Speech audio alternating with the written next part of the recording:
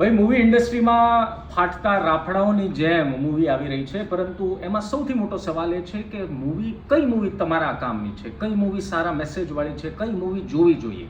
અને એમાં પણ જ્યારે ખાસ ગુજરાતી ઇન્ડસ્ટ્રીની વાત આવે ત્યારે ઘણી બધી સારી મૂવી આવી રહી છે. એવી જ રીતે વધુ એક શ્રેષ્ઠ મૂવી આવી રહી છે, દેવ પગલી. તમે નામ તો સાંભળ્યું છે.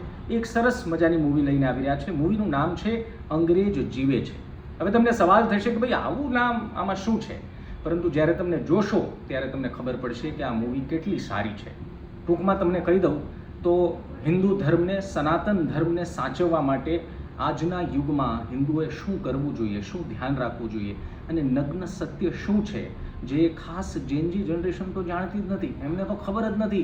અને બધા એવું કહેતો છે કે હું હિન્દુ છું, અમે હિન્દુ છીએ, પરંતુ આ સનાતન ધર્મને બચાવવા માટે શું કરવું જોઈએ, શું ધ્યાન રાખવું જોઈએ, એવા મેસેજ સાથે એક સરસ મજાની મૂવી આવી રહી છે.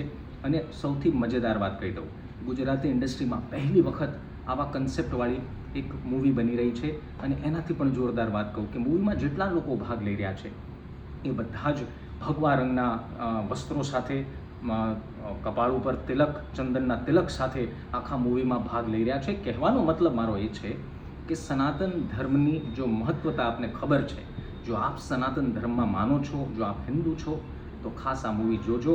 અને જેનજી જનરેશન જે 24-22 વર્ષના નીચે છે, જે હડકે તડકે નેટફ્લિક્સ ચાલુ કરીને ગમે તે કન્ટેન્ટ જોવે છે, એમને વિનંતી છે આ મૂવી જોવા જરૂર જજો, જેથી કરીને ગુજરાતીમાં તમે આવું મૂવી કદાચ નહીં જોયું હોય, તમને આનંદ પણ આવશે અને તમને કંઈક શીખવા પણ મળશે. તો હજી એકવાર કહી દઉં, આપણા ગુજરાતના જાણીતા કલાકાર દેવ પગલી આ મૂવી બનાવી રહ્યા છે.